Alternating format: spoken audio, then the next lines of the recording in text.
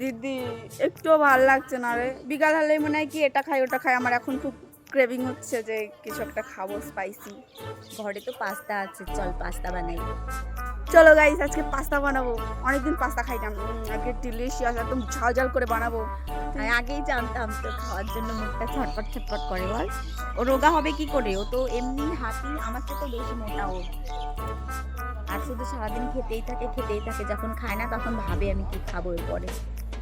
থাক, রাগ করিস না। তুই তো খাস আমার সাথে। চলো গাইস, রেসিপি চালু করি।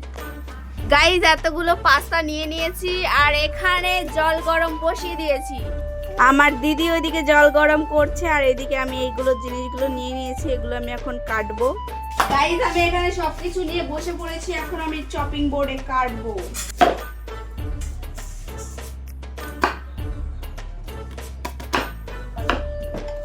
তো গাইস, তোমরা দেখতেই পাচ্ছ আমার চপ করা একদম রেডি। আর আমার দিদি দেখো পাস্তাটা সেদ্ধও করে নিয়েছে। আর এখানে আমার ভাগ্নির জন্য আলাদাভাবে লঙ্কা মানে মশলা ছাড়া আর কি রান্না করা হচ্ছে। আর আমি একদম স্পাইসি করে রান্না করতে চাইছি।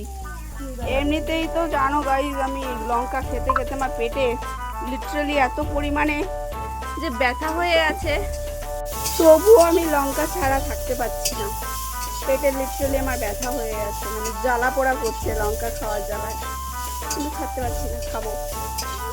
তো গাইস, এখন পেঁয়াজ লঙ্কাগুলো দিয়ে দিচ্ছি।